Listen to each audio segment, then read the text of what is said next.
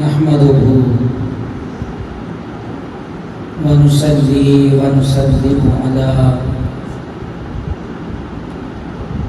رسوله النبي الكريم الأمين الحنين الرؤوف الرحيم. أما بعد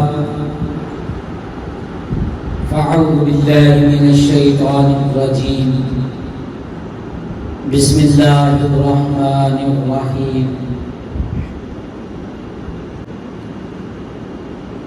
إن الذين يؤذون الله ورسوله لعنهم الله في الدنيا والآخرة وأعد لهم عذابا مهينا. صدق الله العظيم وصدق رسوله النبي الكريم الأمين. امامی احباب ایک مرتبہ کا کریم علیہ السلام کی بارگاہ میں ہدیہ درود و سلام پیش فرمائیں. اللہم صلی علی سیدنا و مولانا محمد وعلی آلہ وصحبہ وبارک وسلم. الصلاۃ والسلام علیک یا سیدی یا رسول اللہ وعلی آلک واصحابک یا حبیب اللہ. بحمدہ تعالی و بفضلہ تعالی آج ہم نماز جمعۃ المبارک کی ادائیگی کے لیے مسجد سینٹر منہاج القرآن ہارون آباد میں جمع ہوئے ہیں.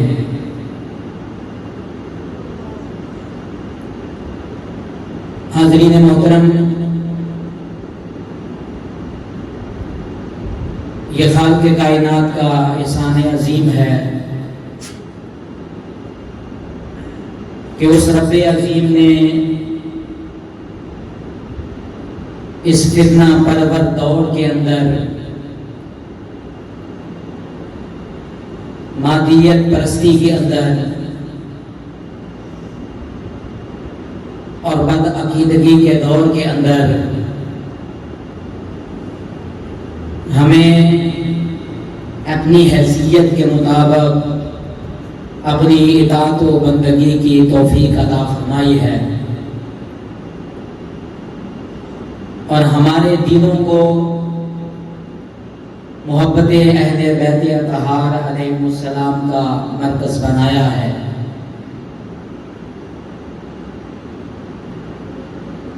ماہ صفر المظفر کا یہ پہلا جمعۃ المبارک ہے. ماہ محرم الحرام اختتام پذیر ہو چکا ہے. نواسۂ رسول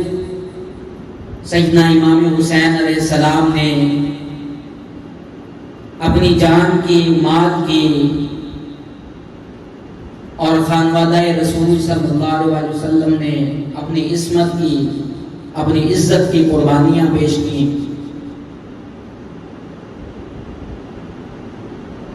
لیکن بڑے افسوس کی بات ہے کہ بعد میں آنے والی حضور کی امت نے ان قربانیوں کو بھلا دیا، ان قربانیوں کو پس پشت ڈال دیا. آج ہمارا موضوع بھی اسی حوالے سے ہے کہ واقعہ کربلا کی دینی اور شرعی حیثیت کیا ہے. کہ تاریخ اسلام میں جب ہم واقعہ کربلا کو دیکھیں گے تو کس نظر سے دیکھیں گے، کس حیثیت سے دیکھیں گے، کہ اس کی شرعی حیثیت کیا ہے. اور جب یہ سمجھ آ جائے تو آج کے دور میں نئے نئے اٹھنے والے فتنوں سے بھی آگاہی ہو جائے گی اور ان فتنوں سے بچنے کا بھی امکان پیدا ہو جائے گا. کہ ماہ محرم میں خصوصاً ذکر کربلا اور ذکر سیدنا امام حسین علیہ السلام کیوں کیا جاتا ہے؟ جب یہ ذکر سیدنا امام حسین علیہ السلام عروج پکڑتا گیا، بلندیوں کو چھوتا گیا، اور دن بدن اس کا ذکر بڑھتا گیا، تو خارجی اور ناسبی ذہنیت رکھنے والوں نے،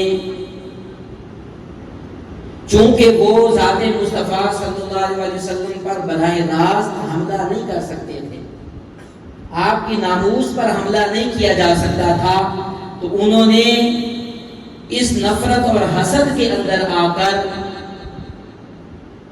اپنے حملہ کرنے کے راستے کو بدلتے ہوئے اہل بیت اطہار کی ذوات مقدسہ کو چن دیا، اور یہ امت مسلمہ کے خلاف ایک بڑی سازش تھی۔ اب یہ سازش آپ اس کو کوئی نام دے دیں، یہ مسلکی بنیادوں پر ہوئی، یہ تعصب کی بنیادوں پر ہوئی، یہ مسلکی عداوتوں پر ہوئی، یا اس میں سیاست کا رنگ داخل کیا جاتا رہا، یا کوئی بین الاقوامی ایجنڈا تھا کہ امت مسلمہ کو حضور کے خاندان سے ان کے محبی اور قلبی تعلق کو توڑ دیا جائے، قلبی اور حبی تعلق کو ختم کر دیا جائے، اور جب یہ تعلق ختم ہو جائے گا تو پھر محبت مصطفیٰ اور محبت خدا کے خاطی دعوے رہ جائیں گے، ان کے اندر جان نہیں ہوگی۔ یہ امت مسلمہ نام میں تو ایک امت اور قوم نظر آئے گی، لیکن ورکنگ کے اندر ان کے اندر اجتماعیت اور اتحاد موجود نہ ہوگا۔ یہ امت مسلمہ ایسے ہی ایک جسد بے روح اور لاشائے بے جان کی طرح ہو جائے گی کہ وجود تو ہوگا، نظر بھی آئے گی، نام بھی امت ہوگا، لیکن ایسی امت ہوگا جس کے اندر کوئی روح موجود نہ ہوگی، ایسی امت ہوگی جس کے اندر جان نہیں ہوگی، کیونکہ وہ روح اور وہ جان جو محبت اہل بیت کی وجہ سے ہے، اس محبت کو نکال کر ان کے جسموں سے روح کو نکال دیا جائے گا، ان کے اجسام سے جان کو نکال دیا جائے گا، تو یہ چلتی پھرتی امت نظر آئے گی، لیکن حقیقتاً یہ امت کی طرح ان کے اندر نہ اتحاد ہوگا، نہ اتفاق ہوگا، اور نہ ان کے اندر اجتماعیت ہوگی۔ یہ پہلا حملہ امت مسلمہ پر آج کے دور میں کیا گیا، اور اپنے مرکز محبت سے اس امت کو توڑ دیا گیا، مرکز محبت سے دور کر دیا گیا، اور سازش میں محبت اہل بیت اطہار پر حملہ کر دیا گیا۔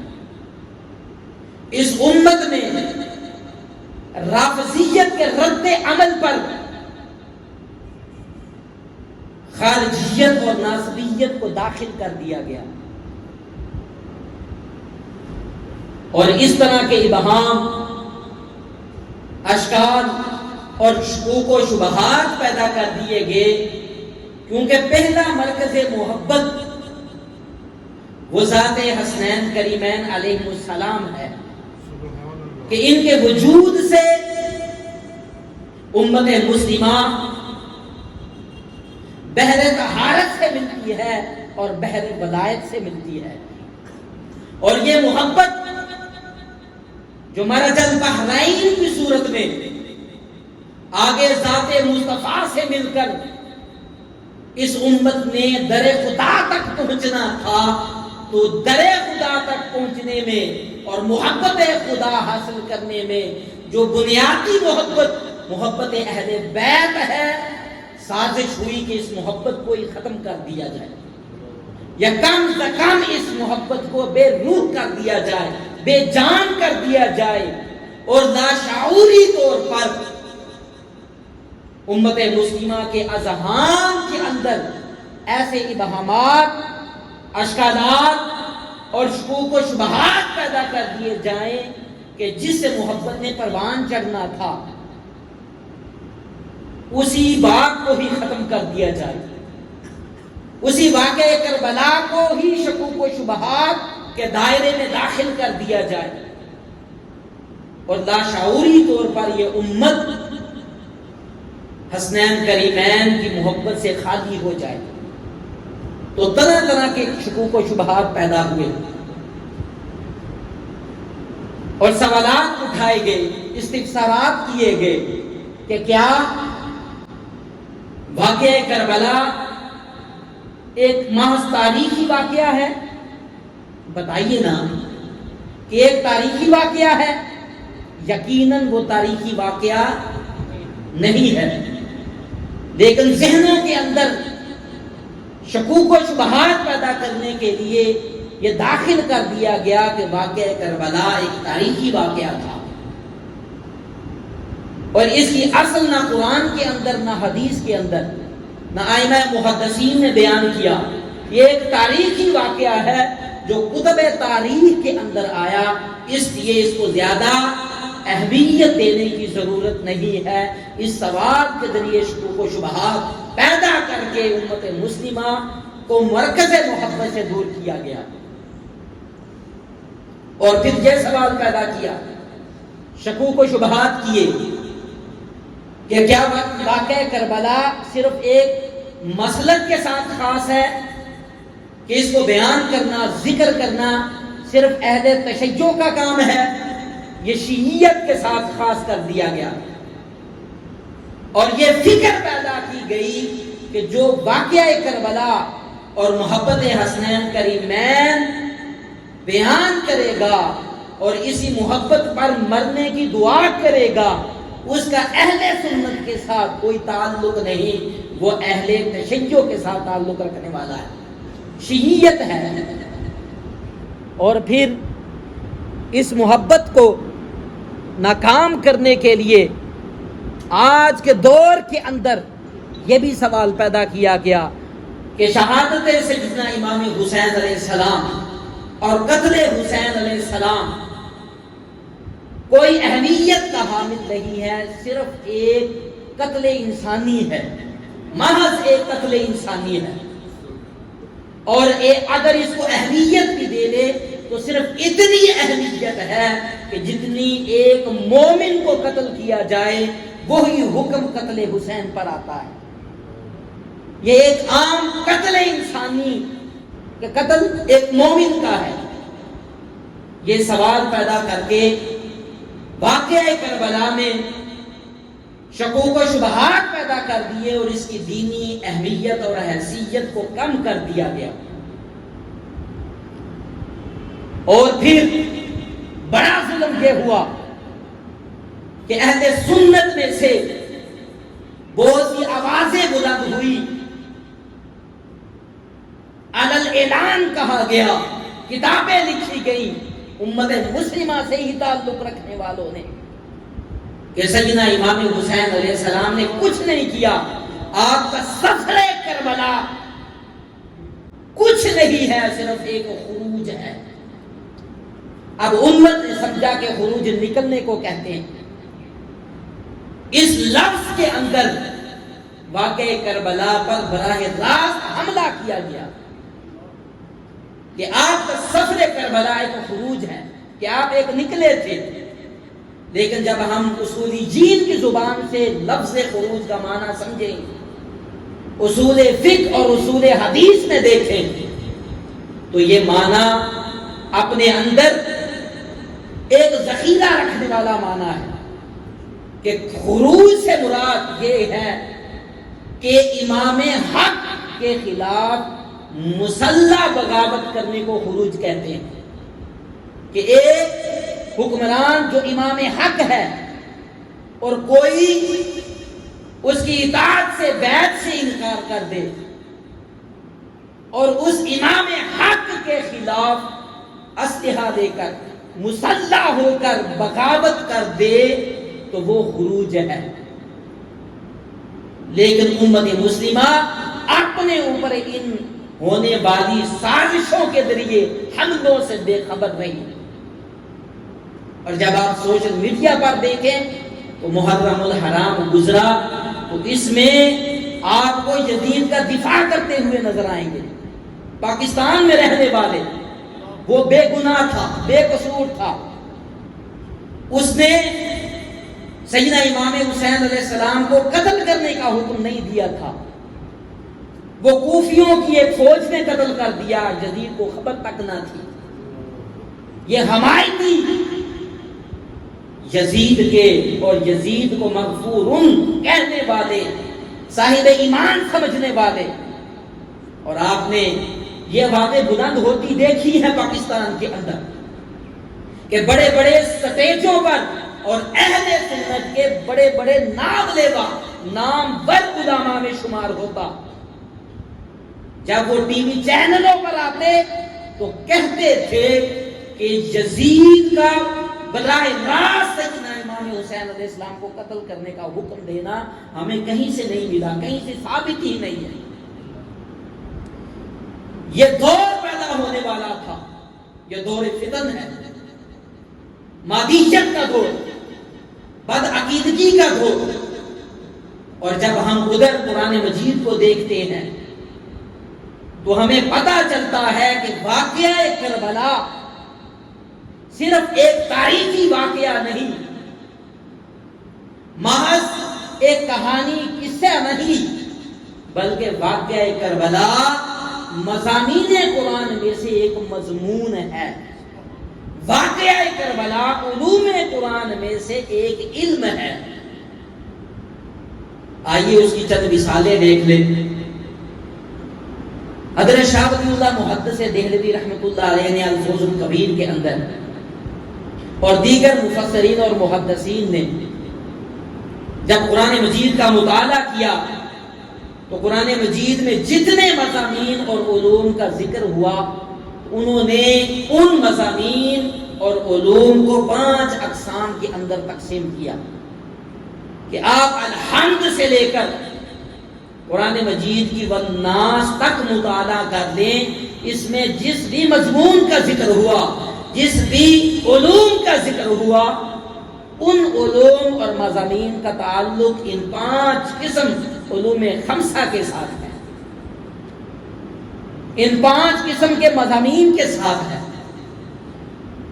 وہ مختصر بیان کر دیتا ہوں کہ پہلا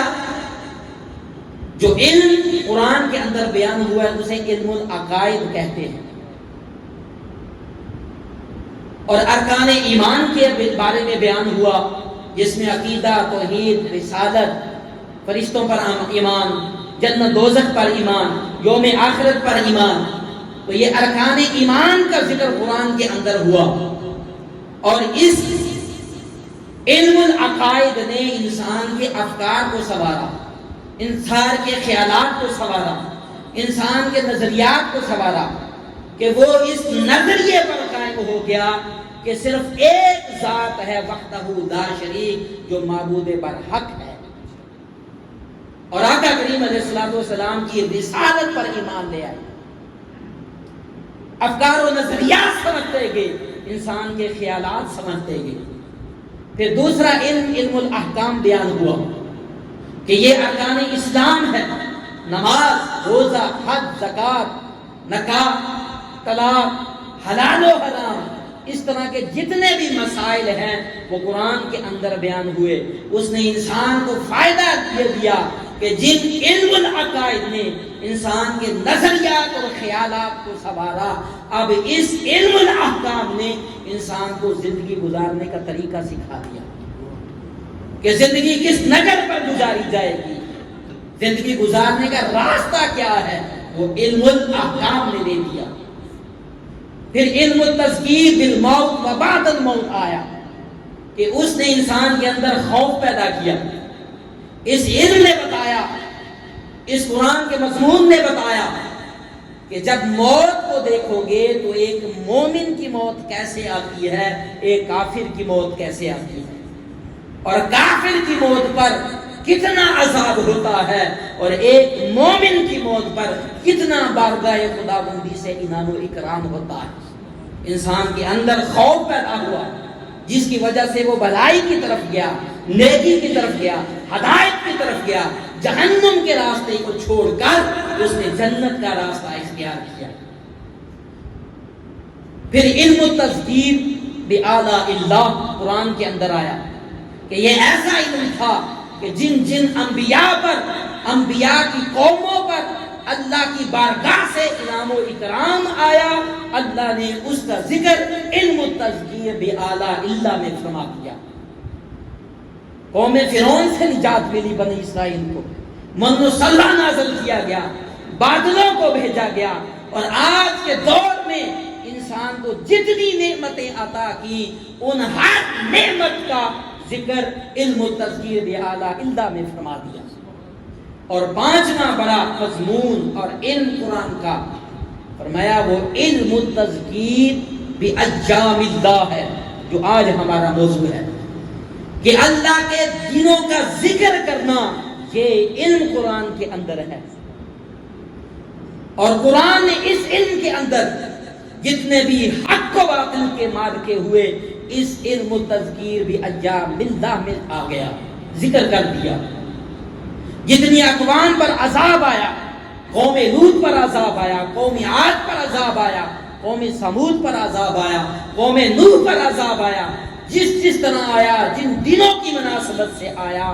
وہ اس علم التذکیر بأیام اللہ میں آ گیا۔ اگر اس تناظر میں ہم واقعہ کربلا کو دیکھیں تو ہمیں پتہ چلتا ہے کہ مضامین قرآن میں واقعہ کربلا ایک مستقل مضمون ہے، اور اس کا تعلق قرآن کے علم التذکیر بأیام اللہ کے اندر ہے کہ اللہ کے دنوں کے ذکر کا علم جو اللہ رب العزت نے پہلے قرآن کے اندر فرمایا، اس کو ہم جوڑیں تو وہ مضامین قرآن واقعہ کربلا بنتا ہے، علوم قرآن میں سے واقعہ کربلا بنتا ہے۔ ایک مستقل مضمون قرآن مجید کا ہے، فرقان حمید کا ہے، ایک مستقل علم ہے قرآن مجید اور فرقان حمید کا، کہ اللہ رب العزت نے قرآن کے اندر انبیاء کا ذکر فرمایا،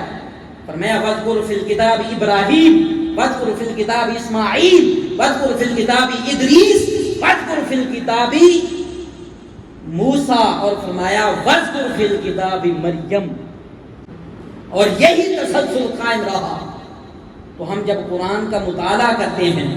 تو ہمیں مضامین قرآن میں سے، علوم قرآن میں سے جس کا تعلق علم التذکیر بأیام اللہ سے ہے، تو وہ ہمیں سورۃ الکہف میں اصحاب کہف کا بھی واقعہ ملتا ہے کہ اللہ رب العزت نے سورہ کہف میں اصحاب کہف کا ذکر فرمایا، اور ان اصحاب کہف کا ذکر کے ساتھ ساتھ خالق کائنات نے اپنی وحی کی صورت میں ان کے ساتھ جو کہف والے تھے ان کے ساتھ ایک کتے کا ذکر بھی فرما دیا۔ وَكَلْبُهُمْ بَاسِطٌ ذِرَاعَيْهِ بِالْوَصِيلِ، کتے کے بیٹھنے کے انداز کو ذکر کر دیا، کتے کی سائیڈیں پلٹنے کا ذکر کر دیا، کتے کے دائیں بائیں کروٹ لینے کا ذکر کر دیا۔ اب یہ دیکھیں یہ قرآن کا مضمون ہے، اور جب ہم معاشرے کے اندر بیان کریں کہ کوئی شخص جب کسی کے پاس مہمان جائے 4 5 7 افراد کی صورت میں، اور ان کے ساتھ اگر ایک کتا بھی ہو، تو مجھے بتائیے کہ جب ان مہمانوں کا ذکر کیا جائے کیا اس کتے کا بھی ذکر کیا جائے گا؟ کوئی ذکر کرتا ہے؟ بولیے نا۔ کوئی بھی انسان اس کو اہمیت ہی نہیں دیتا کہ مہمانوں کے ساتھ ان کتے کا بھی ذکر کیا جائے، لیکن خالق کائنات نے مضامین قرآن کے اندر اصحاب کہف کا ذکر کرتے ہوئے اس کتے کا بھی ذکر فرمایا، اور ان کی تعداد کا بھی ذکر کیا کہ وہ 4 تھے، 5واں ان کا کتا تھا، یا وہ 5 تھے 6واں ان کا کتا تھا، یا وہ 7 تھے 8واں ان کا کتا تھا۔ اور پھر سورج کے پلٹنے کا ذکر، اصحاب کہف کے اجسام کو بدلنے کا ذکر، اسی طرح کتے کی کروٹیں بدلنے کا ذکر بھی قرآن کے اندر آیا۔ تو مجھے بتائیے کہ کیوں ذکر کیا گیا، کیوں اس موضوع کو مضمون قرآن بنایا گیا، اس کو علوم قرآن بنایا گیا؟ اس لیے کہ اس کتے کی نسبت اللہ کے اولیاء کے ساتھ ہو گئی تھی، وہ اولیاء کی سنگت اور صحبت میں چلا گیا تھا۔ ایک بات تو یہ سمجھ آ گئی کہ اس کو سنگت اولیاء مل گئی، صحبت اولیاء مل گئی، اللہ نے اس کا درجہ بلند کرتے ہوئے اس کا ذکر قرآن میں شامل فرما دیا۔ اور اگر اسی واقعہ کو ہم واقعہ کربلا کے ساتھ جوڑ دیں، تسلسل قائم کر دیں، تو ہمیں پتہ یہ چلے گا کہ واقعہ کربلا اصحاب کہف سے بھی عجیب تر واقعہ ہے۔ اس لیے واقعہ کربلا علوم قرآن اور مضامین قرآن میں سے بنتا ہے۔ حضرت منہال بن عمر رضی اللہ تعالی عنہ بیان کرتے ہیں کہ دمشق کے بازاروں میں یزید نے اہل بیت اطہار کے سروں کو نیزوں پر لٹکا کر دمشق کے بازاروں میں گھمایا، اور 3 دن تک وہ گھومتے رہے، گردش کرتے رہے، ان کی توہین کی جاتی رہی، ان کے ساتھ ہنسی مذاق کیا جاتا رہا۔ آپ فرماتے ہیں کہ میں نے دیکھا کہ سر حسین علیہ السلام نیزے پر ہے اور اس کو دمشق کے بازاروں میں گھمایا جا رہا ہے، اور اس سر انور کے آگے ایک شخص سورۃ الکہف کی تلاوت کرتا جا رہا ہے، اور تلاوت کرتے کرتے جب وہ اس آیہ مبارکہ پر پہنچا، ام حسبت ان اصحاب الکہف والرقیم کانوا من آیاتنا عجبا، کیا آپ گمان کرتے ہیں کہ اصحاب کہف اور اہل رقیم کا واقعہ اللہ رب العزت نے فرمایا کانوا من آیاتنا عجبا، تو وہ میری نشانیوں میں سے ایک ایسی نشانی ہے جو بڑی عجیب نشانی ہے کہ وہ میری نشانیوں میں سے ایک عجوبہ ہے۔ جب وہ اس آیہ مبارکہ پر پہنچا تو حضرت منہال بن عمر رضی اللہ تعالی عنہ بیان کرتے ہیں کہ وہ اس آیت پر پہنچا تو خالق کائنات نے فَأَنْتَقَ اللَّهُ الرَّأْسَ کہ خالق کائنات نے سر حسین کو زبان عطا کی، گویائی عطا کی، سر حسین بول اٹھا۔ وہ فرماتے ہیں عجب من اصحاب الکہف قتلی و حملی، کہ اے لوگو اصحاب کہف کو بڑا عجوبہ سمجھنے والوں، بڑے عجیب واقعات سے تشبیہ دینے والوں، میرا قتل کیا جانا، قتل کے بعد میرے سر انور کو نیزوں پر لٹکا دیا جانا اصحاب کہف سے بھی زیادہ عجیب تر واقعہ۔ نعرہ تکبیر، نعرہ رسالت، نعرہ حیدری۔ اب سمجھ آئی کہ واقعہ کربلا علوم قرآن اور مضامین قرآن کیسے بنتا ہے، کہ خالق کائنات نے ہزاروں سال پہلے ہونے والے واقعات کو قرآن کے اندر ذکر کیا۔ حضرت سیدنا ابراہیم علیہ السلام کا ذکر ہوا، آگ کو آگ میں پھینکے جانے کا ذکر، حضرت سیدنا اسماعیل علیہ السلام کی قربانی کا ذکر، تعمیر کعبہ کا ذکر۔ آپ ایک ایک واقعہ کو دیکھتے جائیں اور ذکر انبیاء علیہ السلام کو دیکھتے جائیں۔ حضرت نوح علیہ السلام کا ذکر، لوط علیہ السلام کا ذکر، آدم علیہ السلام کا ذکر، عیسیٰ علیہ السلام کا ذکر، موسیٰ علیہ السلام کا ذکر، اور سیدنا حضرت سلیمان علیہ السلام کا ذکر، ان کی حکمرانی کا ذکر، تخت ملکہ بلقیس کا ذکر، اور اٹھائے جانے کا ذکر۔ کہ جن نے کہا نا کہ آپ کی مجلس درخواست ہونے سے پہلے میں اٹھا کر لے آؤں گا، اور وہاں اللہ کا ولی بیٹھا تھا جو سیدنا عثمان علیہ السلام، کہ آپ کے آنکھوں کی پلک جھپکنے سے پہلے میں تخت بلقیس لے آؤں گا، اور لے آیا۔ قرآن نے اس کو موضوع بنا دیا۔ اور سیدنا یوسف علیہ السلام کا دیکھیں کہ پوری سورہ یوسف حضرت سیدنا یوسف علیہ السلام کے بچپن سے لے کر تخت حکمرانی پر تخت مصر پر فائد ہونے تک قرآن نے پوری صورت میں ایک ایک ذکر سیرت سیدنا یوسف علیہ السلام کا ذکر کیا. یہ کیا ہے؟ اب واقعہ کربلا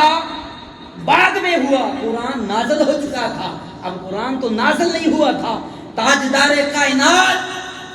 خاتم الانبیاء، خاتم النبیین کا تاج لے کر آئے. نہ نبی آنا تھا، نہ وحی آنی تھی، نہ قرآن آنا تھا. ذکر کیسے ہوا؟ قرآن نے اصول دے دیا، ضابطہ دے دیا، قانون دے دیا، ایک راستہ بتا دیا کہ جس طرح خالق کائنات نے قرآن کے اندر ہزاروں سال پہلے ہونے والے واقعات کا ذکر فرما دیا. اب قرآن نازل نہیں ہوگا. اصول اور ضابطہ یہ ہے کہ بعد میں جب ان جیسے واقعات کا ذکر ہو تو اس کو قرآن میں سے ہی سمجھا جائے، قرآن کے اصول پر سمجھا جائے، قرآن کے قاعدے پر سمجھا جائے اور قرآن کے بتائے ہوئے راستے پر سمجھا جائے. کیوں؟ کیونکہ اب قرآن میں نازل نہیں ہونا. اور اس واقعہ کو جب ہم ملائیں اور موازنہ کریں تو ہم اس نتیجے پر پہنچتے ہیں کہ اصحاب کہف کفار کے ظلم و ستم سے بچنے کے لیے انہوں نے ایک غار میں پناہ لی تھی.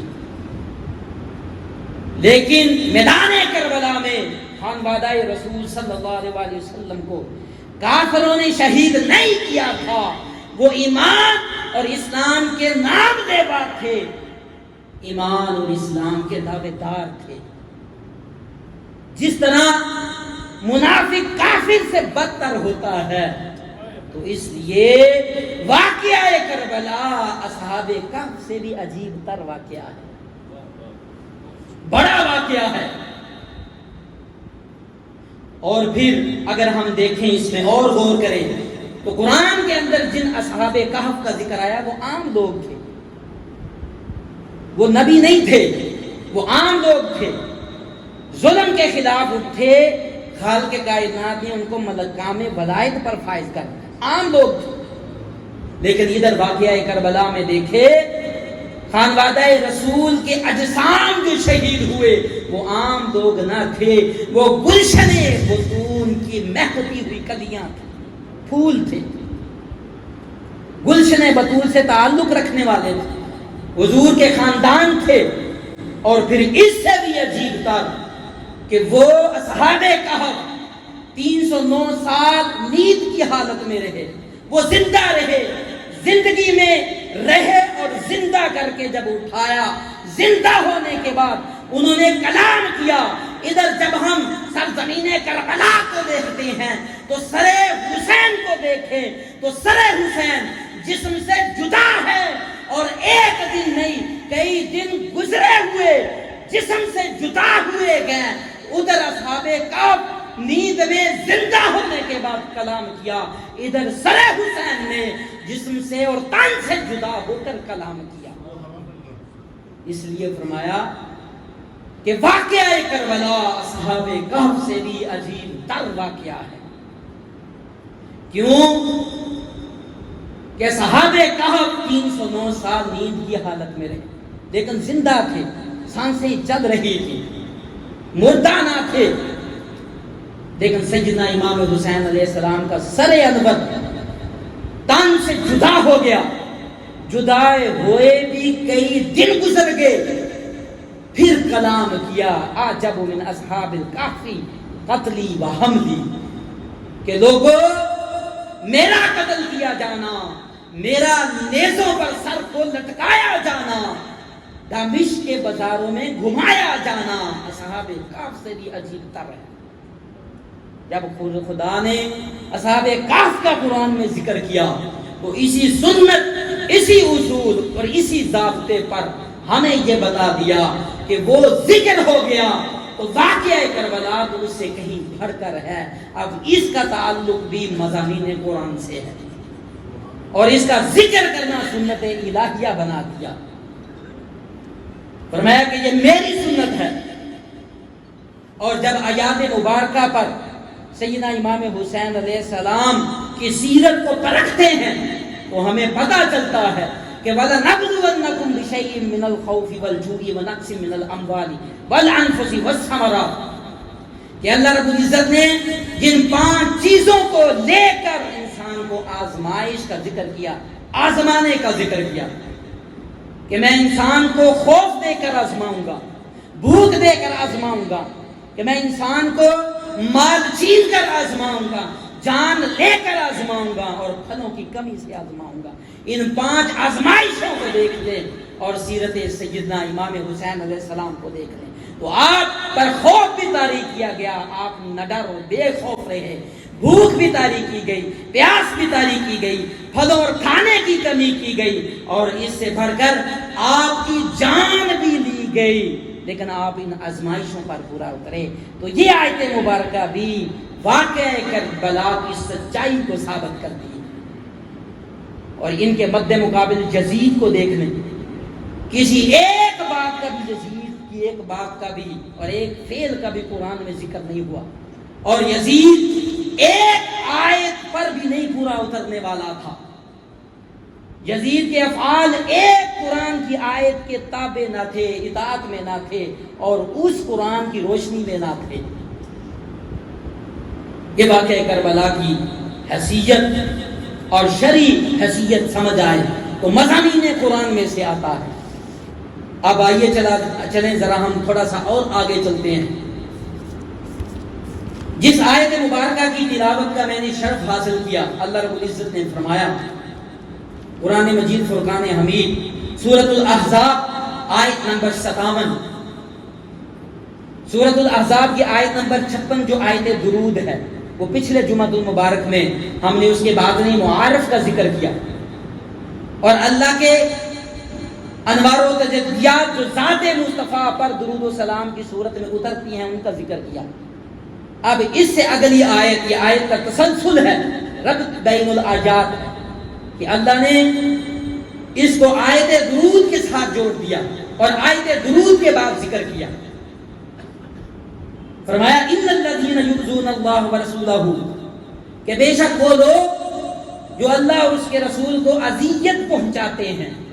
اذیت پہنچاتے ہیں، ان کے لیے کیا؟ فرمایا لعنہم اللہ فی الدنیا والآخرہ، کہ دنیا اور آخرت میں ان اذیت پہنچانے والوں پر اللہ کی لعنت ہے۔ وَأَعْدَ لَهُمْ عَذَابًا مُهِينًا، اور اللہ رب العزت نے ان کے لیے دردناک ذلت انگیز عذاب تیار کر رکھا ہے۔ اب یہ ذات مصطفیٰ کے ساتھ تعلق بیان کیا جا رہا ہے۔ پچھلی آیت درود میں حضور کے ساتھ حبی اور قلبی تعلق جوڑنے کا حکم دیا، اور اس میں بھی ذات مصطفیٰ کے ساتھ تعلق حبی اور قلبی جوڑنے کا حکم دیا، کہ اس بات کو بھی سمجھنا ہے کہ تعلق جب 2 قسم کا بنتا ہے، ایک اتباع کی صورت میں عمل بنتا ہے، دوسرا محبت کی صورت میں وہ قلبی اور حبی تعلق بنتا ہے۔ تو فرمایا ایمان کی بنیاد عمل پر نہیں ہے، ایمان کی بنیاد محبت پر ہے، ایمان کی بنیاد تعلق حبی اور قلبی پر ہے۔ اللہ رب العزت نے فرمایا کہ جو اللہ اور اس کے رسول کو اذیت پہنچاتے ہیں، اب ہم اپنی پہنچنے والی اذیتوں کو سامنے رکھ لیں کہ ایک انسان کو جتنی اذیتیں دی جا سکتی ہیں وہ اس آیت مبارکہ میں شامل ہے۔ کسی نے جسم کو دی تکلیف اور اذیت، وہ جسمانی اذیت بن گیا، ذہنی اذیت بھی دی جاتی ہے، اور انسان کی جذباتی اذیت کہ جذبات کو اور احساسات کو بھی ٹھیس پہنچائی جاتی ہے، رشتہ داروں کے ذریعے بھی اذیت دی جاتی ہے، والدین اور اولاد کے ذریعے بھی اذیت دی جاتی ہے، ہر چیز اس میں شامل ہو گئی۔ کہ فرمایا جو اللہ اور اس کے رسول کو اذیت پہنچاتے ہیں، تو اذیت پہنچانے کے لیے ذات کا وجود کا ہونا ضروری ہے، ذات کے ساتھ وجود کا ہونا ضروری ہے، اور اللہ تو وجود سے پاک ہے۔ اذیت کے لیے احساس کا ہونا ضروری ہے، خالق کائنات تمام قسم کے احساسات سے پاک ہے، تو اس کو اذیت کیسے پہنچی؟ وہ فرماتا ہے کہ جس طرح میری محبت مصطفیٰ کی محبت میں ہے، میری اطاعت مصطفیٰ کی اطاعت میں ہے، میری ناراضگی مصطفیٰ کی ناراضگی میں ہے، اسی طرح میری بیعت مصطفیٰ کی بیعت میں ہے، مصطفیٰ کا کنکریاں پھینکنا میرا کنکریاں پھینکنا ہے۔ جس طرح یہ ساری چیزیں ایک جگہ ذات مصطفیٰ میں جمع ہوتی ہیں، تو فرمایا اسی طرح اذیت میری بھی ذات مصطفیٰ میں جمع ہو جاتی ہے کہ میں احساسات سے پاک، وجود سے پاک، لیکن میری اذیت وہی ہے جو ذات مصطفیٰ کی اذیت ہے۔ علامہ ابن تیمیہ فرماتے ہیں کہ جب یہ اذیتیں جمع ہوگی، ومن آذى اللہ، اور جس نے اللہ کو اذیت دی، کہ جو مصطفیٰ کی اذیت تھی وہ اللہ کی اذیت بنی، اور جس نے اللہ کی اذیت دی فہو کافر، وہ کافر ہو گیا۔ اب تمام اذیتوں کو میں نے کہا ذہن میں رکھ لے، اور اس کا اطلاق شہادت سیدنا امام حسین پر کر لیں کہ مصطفیٰ کے جسم اطہر کو، وجود کو اذیت دی گئی آپ کی اولاد کے ذریعے، اطرت رسول کو شہید کر کے اذیت دی گئی، اور وہ اذیت مصطفیٰ کی اذیت براہ راست اذیت تھی، تو وہی اذیت خدا کی اذیت ہوئی۔ فہو کافر، جب وہ کافر ہو گیا تو پتہ یہ چلا قرآن کی روح سے جس نے خانوادہ رسول کو شہید کیا، فہو کافر، وہ کافر ہے، وہ لعین ہے، وہ مرتد ہے، وہ جہنمی ہے، اور کرنے والا کوئی نہ تھا، وہ یزید تھا۔ اور اللہ رب العزت نے جہاں جہاں عذاب کا ذکر فرمایا تو آیات میں 3 قسم کے عذاب کا ذکر ہوا، کہ عذاب عظیم کا ذکر ہوا جو کافروں اور غیر کافروں کے لیے استعمال ہوا، اور پھر عذاب علیم کا ذکر ہوا جو غیر کافروں کے لیے کثرت کے ساتھ آیا، اور پھر عذاب مہین کا ذکر ہوا کہ جہاں عذاب کی حدیں ختم ہو جائیں، جہاں عذاب کے اندر شدت آ جائے، ذلت انگیز عذاب آئے، تو اسے عذاب مہین کہا، اور فرمایا کہ جو مصطفیٰ کو اذیت دینے والے ہیں ان کے لیے عذاب عظیم نہیں، عذاب علیم بھی نہیں، بلکہ ان کے لیے عذاب مہین، دردناک عذاب ہے، اور وہ یزید کے لیے تیار کیا گیا عذاب مہین کی صورت میں۔ عذاب مہین کی صورت میں یزید کے لیے وہ عذاب تیار کیا گیا۔ اور اگر ہم تھوڑا سا اور موازنہ کریں تو اللہ رب العزت نے قرآن مجید سورۃ الاحزاب کی آیت نمبر 58 اگلی آیت مبارکہ میں فرمایا کہ جو مومن مردوں اور مومن عورتوں کو اذیت پہنچائے اس نے 2 کام کیے، ایک بہتان لگایا اور دوسرا فرمایا کہ اس نے کھلا گناہ، صریح گناہ کمایا۔ عام مومن کو اذیت دینا گناہ ہے، اور جب ہم سیدنا امام حسین کو دیکھیں تو ان کی نسبت مصطفیٰ کی نسبت سے ہے، ان کی اذیت مصطفیٰ کی اذیت ہے۔ اور جب اس بات کو سمجھنا ہو تو سورۃ النور کے اندر اللہ رب العزت نے فرمایا کہ جنہوں نے پارسا مومن عورتوں پر وہ اذیت پہنچائی، ان پر تہمت لگائی، ان کے لیے لعنوا فی الدنیا والآخرہ ولہم عذاب عظیم، کہ انہیں دنیا اور آخرت میں ان پر لعنت بھی ہے اور ان کے لیے عذاب عظیم بھی ہے، ان پر بھی لعنت فرمائی۔ اور حضرت عبداللہ بن عباس فرماتے ہیں کہ اس آیہ مبارکہ سے مراد انما کان ھذا فی عائشہ خاصۃ رضی اللہ تعالی عنہا، کہ آیت مبارکہ ام المؤمنین حضرت عائشہ صدیقہ کی خصوصیت کے ساتھ ان کے لیے نازل ہوئی۔ عام مومن عورت کے لیے گناہ ہوا اذیت دینا، اور جب ام المؤمنین پر تہمت لگائی تو وہ عذاب عظیم بھی بنا، لعنت اور دنیا اور آخرت میں لعنت بھی ہوئی۔ کیوں؟ کیونکہ ام المؤمنین حضرت عائشہ صدیقہ کو نسبت مصطفیٰ حاصل، اور تمام امہات کے لیے یہ حکم دے دیا کہ جہاں مصطفیٰ کی نسبت آ جائے، جو منسوب الی المصطفیٰ ہو، انہیں صرف عذاب نہیں آتا، انہیں لعنت کے ساتھ دردناک عذاب ان پر نازل کیا جاتا ہے۔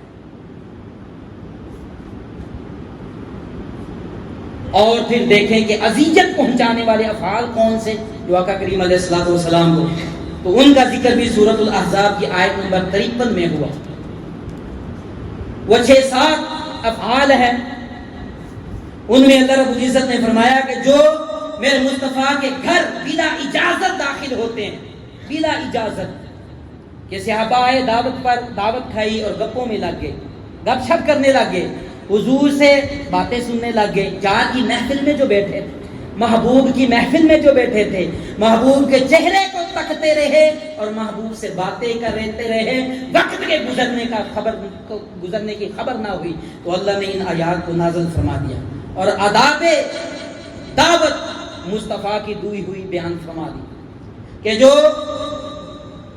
مصطفیٰ کے بلانے کے بغیر آپ کے گھر میں داخل ہوتے ہیں الا ان یؤذن لکم، وہ مصطفیٰ کو اذیت دینے والے ہیں۔ پھر فرمایا جب دعوت کو بلاؤ، جس وقت بلاؤ، کھانا تیار ہو جائے اس وقت مصطفیٰ کے گھر میں داخل ہو، مصطفیٰ کے بلانے پر جاؤ، کھانا کھا چکو تو فانتشروا، پھر منتشر ہو جاؤ، واپس گھروں کی طرف آ جاؤ، بیٹھے مصطفیٰ سے باتیں نہ کرتے رہو،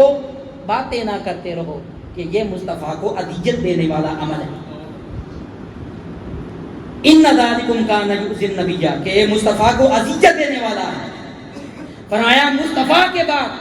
ابدا کبھی بھی ازواج مطہرات سے نکاح نہ کرنا، مصطفیٰ کے بعد بھی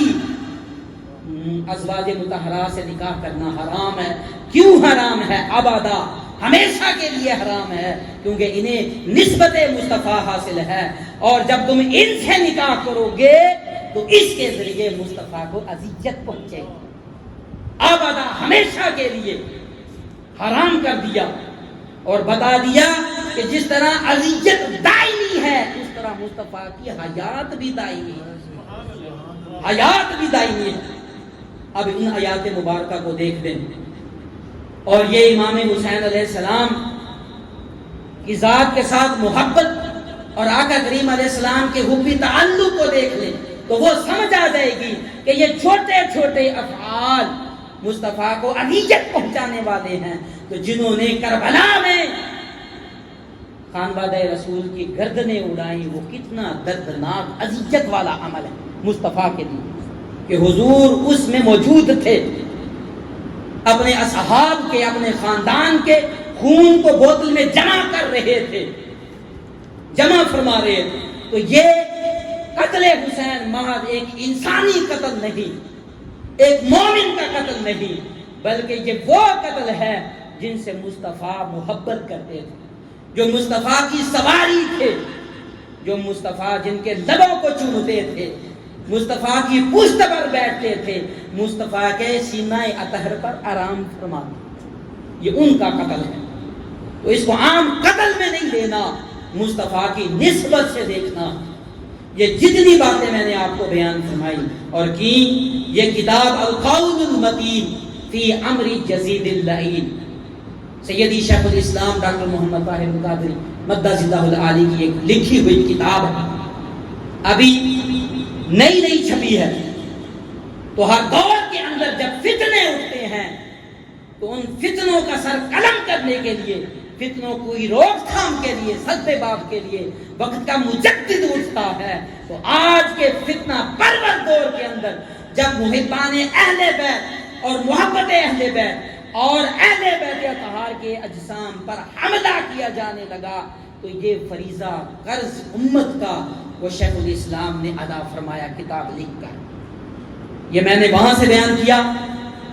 اور کسی مفسر محدث نے 1200 سال کی تاریخ میں اس آیت مبارکہ سے نہیں ثابت کیا کہ اذیت مصطفیٰ کافر تو ہے لیکن شہادت حسین اذیت مصطفیٰ کیسے بنی، اور یزید کے کفر کا مسئلہ کیسے ہوا اور یزید پر کفر کا حکم کیسے دیا، آپ نے اس میں بیان فرمایا۔ جس کو چاہیے مدثر بھائی سے رابطہ کر لے، ناظم تحریک سے، آپ کو لاہور سے کتاب منگوا دی جائے گی۔ اس کے 15 ابواب ہیں اور ہر باب ایک اشکال کو زائل کرتا ہے، ایک ابہام کو دور کرتا ہے۔ جس طرح باب دوم کے اندر حضور نے فرمایا کہ وقت آئے گا جب میری امت کو کے اندر رکھنا ڈالا جائے گا، میری سنت کو بدل دیا جائے گا، دین کی قدروں کو پامال کیا جائے گا، تو وہ 61 ہجری میں یزید کے حکم پر امام حسین علیہ السلام کو شہید کر کے دین کی قدروں کو کمال کیا اور فرمایا کہ اس دور میں اگر دین ہے تو وہ میرا حسین دین ہے. اس کا اجماع ہے جس میں امام مالک، امام شافعی، امام احمد بن حنبل اور امام جو ہے وہ اعظم ابو حنیفہ، تمام آئمہ اس بات پر ان کا اجماع ہے کہ یزید پر بالتعیین نام لے کر لعنت بھیجنا جائز ہے. اور ان کو جواب دیا جو کہتے ہیں کہ امام اعظم نے یزید پر سکوت اختیار کیا اور فرمایا سکوت یہ نہیں ہوتا کہ کوئی امام کسی بات کو بتائے نہ، بلکہ سکوت یہ ہوتا ہے کہ کوئی بات کسی امام کے سامنے کی گئی اور وہ اس پر خاموش رہے، وہ سکوت ہوتا ہے. اور 1200 سال کی تاریخ میں کوئی ایک قول بھی ایسا نہیں کہ امام اعظم ابو حنیفہ کے بتانے پر یا ان کے آگے ذکر کرنے پر آپ خاموش رہے، بلکہ آپ نے فرمایا بالتعیین نام لے کر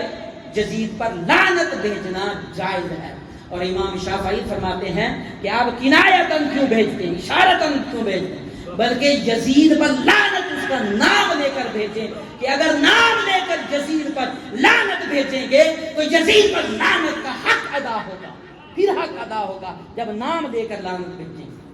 تو یہ مختصر تعارف میں نے آپ کے سامنے، آگے بھی بہت سارے ہیں. پھر آخر کے اندر آپ نے یزید کی عبرتناک موت،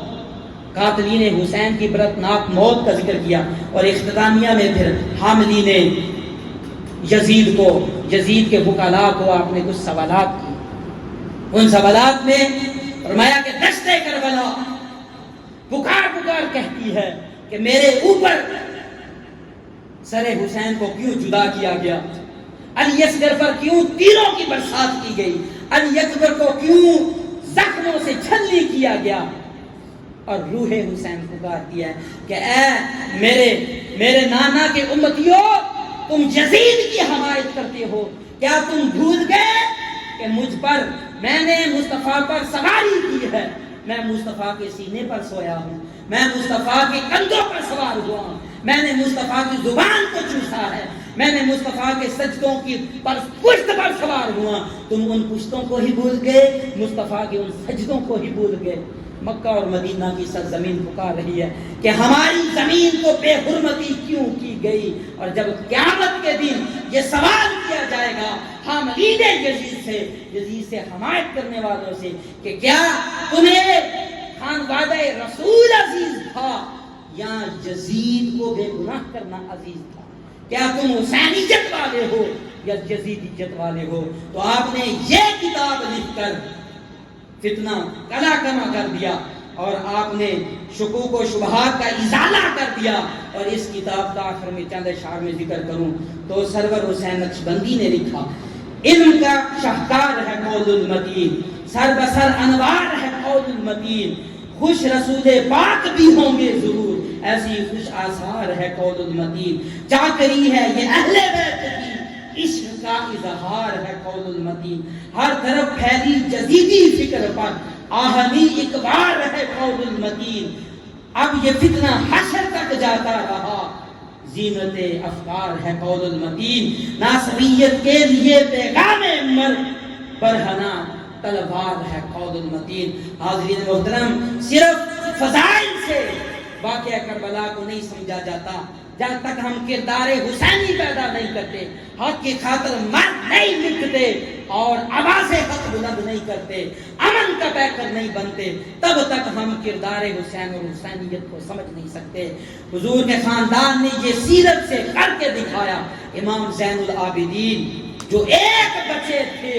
ان کے آج اولاد ہر جگہ پر ہے، جس کے سارے بچ گئے تھے وہ آج ایک بھی نہیں ہے. تو یزید تھا، حسین ہے. دعا ہے کہ رب عظیم ہمیں سیرت اہل بیت اطہار سے اپنے عمل کو سنوارنے کی توفیق عطا فرمائے، اپنی زندگیوں میں روشنی پیدا کرنے کی توفیق عطا فرمائے. وما علینا